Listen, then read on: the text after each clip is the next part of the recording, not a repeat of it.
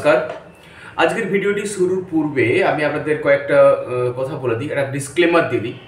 এই ভিডিওটি সম্পূর্ণরূপে শেখার উদ্দেশ্যে তৈরি।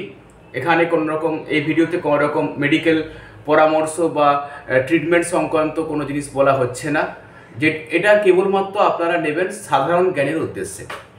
এই ভিডিওটি এর থেকে বেশি কিছু নয়, তবে দেখুন ভিডিওটা, দেখবেন অনেক কিছু জানতে পারবেন আপনি।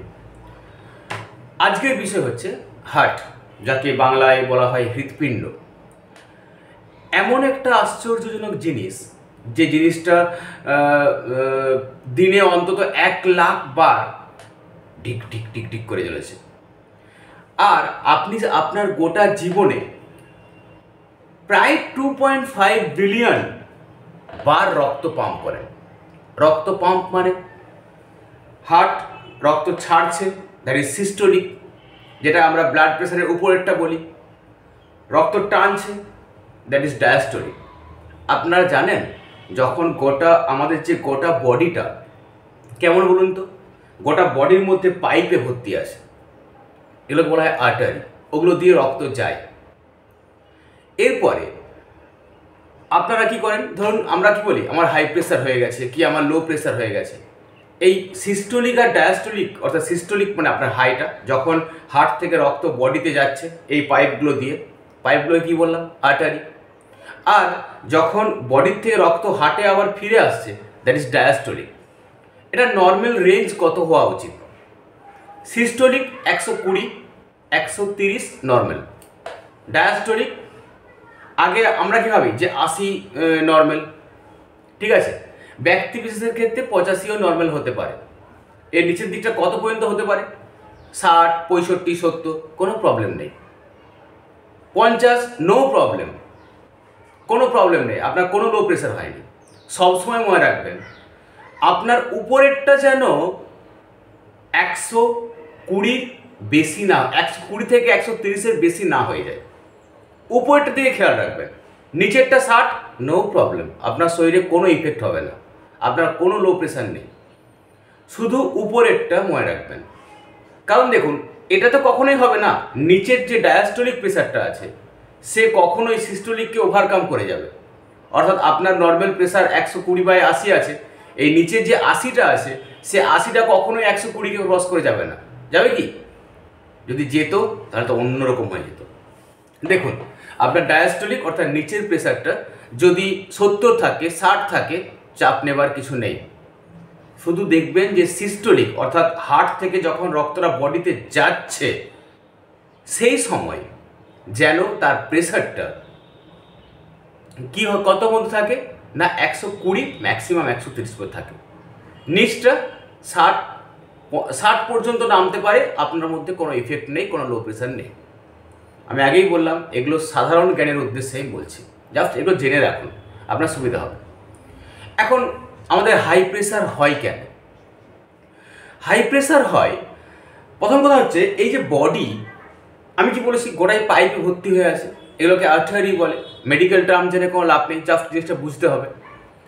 এগুলো খুব সফট থাকে প্রথম যখন আমাদের বয়স কম থাকে, আমরা যারা ব্যায়াম করে তাই সফট থাকে।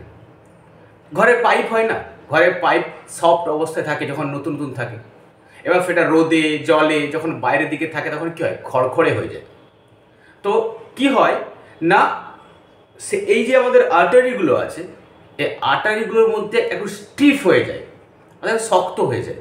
অর্থাৎ হার্ট রক্তটা বডিতে ছাড়লো, এই আর্টারিগুলো রক্তটাকে সেভাবে গোটা বডিতে নিয়ে যেতে পারছে না।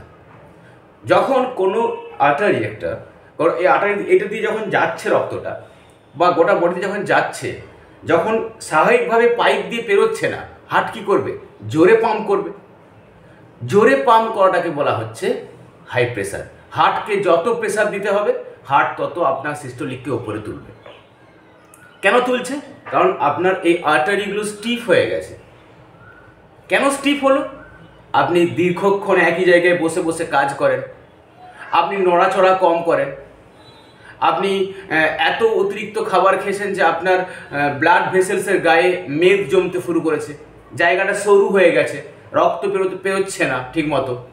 আবার কি হয়েছে না, আপনি এক্সেসিভ স্মোকিং করেন, গায়ে জমতে শুরু করেছে, কোলেস্টেরল জমতে শুরু করেছে, তাহলে কি হবে? এই আর্টারির জায়গাটা ছোট, এই আর্টারি ধরুন এটা যদি পাইপ হয়ে থাকে প্রথম অবস্থায়, এটা নর্মাল অবস্থায় আছে, আপনি এর ভিতরটাকে যখন জাম্প করে দিয়েছেন, হার্ট কী করছে? হার্ট তো রক্ত বডিকে দেবে, গোটা বডিতে রক্ত পাঠাবেই, ও পাঠাবার চেষ্টা করছে, বাধা পাচ্ছে, দেওয়ালে ধাক্কা মারছে। কার? এই আর্টারিগুলোর। হার্ট আরও জোরে পাম্প করছে, আপনার প্রেশার তত হাই হচ্ছে। যখন বডির থেকে রক্ত হার্টে ফিরে আসছে, তখন heart is in comfort zone, হার্টের তখন বিশ্রাম, অর্থাৎ গেল রক্ত, হার্ট পরিশ্রম করলো, ফিরে আসছে, দ্যাট ইজ ডায়াস্টোল, তখন হার্ট কিন্তু রিল্যাক্স মোডে আছে। ও যখন আনতেও পারছে না, যেটা পেরোতে পারছে না সেটা আসবে কী করে ফিরে, তখনও যদি হার্টকে পরিশ্রম করতে হয়, তখন ডায়াস্টোল বাড়তে শুরু করে। তাই অনেকেই বলেন যে নর্মাল ব্লাড প্রেশার কত হওয়া উচিত? 120/80, একদম সায়েন্টিফিক্যালি। কতটা হলে পর্যন্ত আমি রিস্ক ফ্রি জোনে আছি? 130। নিচটা ম্যাক্সিমাম 84, একদম 40 টার্ম বললাম। হয়েছে? কেন আমাদের ব্লাড প্রেশার বাড়ে বোঝালাম। তো মনে রাখবেন, এই যে গ্রাফটা, এই গ্রাফটা, এরকম একটা গ্রাফ করুন।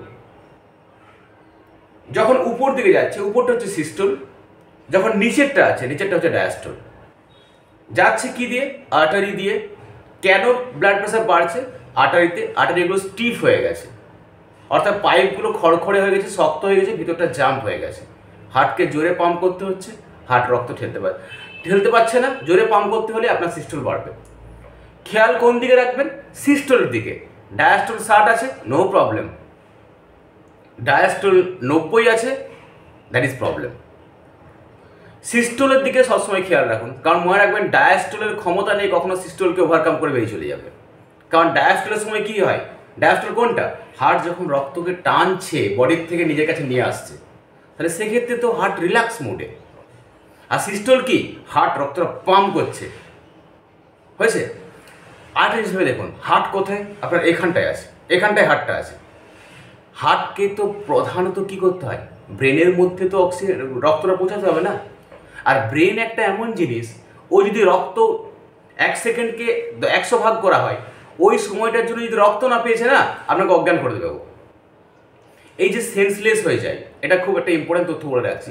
দেখবেন যে আপনি হঠাৎ করে একটা অজ্ঞান হয়ে গেলেন। কেন? আপনার হার্টের মধ্যে একটা ইলেকট্রিক্যাল কন্ডাক্টিভিটি থাকে, সেটা বাধাপ্রাপ্ত হলে কি হয়? সেটা বাধাপ্রাপ্ত হলে আপনার ব্রেনের মধ্যে প্রপারলি রক্তটা পৌঁছাতে পারে না, তখন আপনি অজ্ঞান হয়ে গেলেন। যদি এরকম বারবার হয়, তখন আপনি অবশ্যই হৃদরোগ বিশেষজ্ঞের কাছে পরামর্শ নিন। অর্থাৎ আপনি বারবার অজ্ঞান হয়ে যাচ্ছেন বা সেন্সলেস হয়ে যাচ্ছেন, এর মানে আপনার হার্টের মধ্যে কোনো সমস্যা হতে পারে।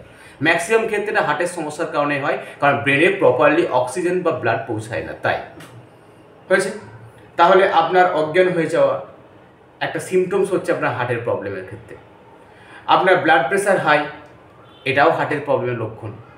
মনে রাখবেন, বাঁ দিকের কাঁধ যদি খুব ব্যথা করে, ঠিক আছে, বাঁ দিকের কাঁধ কন্টিনিউয়াসলি আপনি পেন কিলার নিয়েছেন তাও যাচ্ছে না, বুকে একটা হালকা চাপ সবসময় রেখেছে বাঁ দিকে, তখন আপনি অবশ্যই কার্ডিওলজিস্ট বা হৃদরোগ বিশেষজ্ঞের পরামর্শ নিন। আজ এ পর্যন্তই, ধন্যবাদ।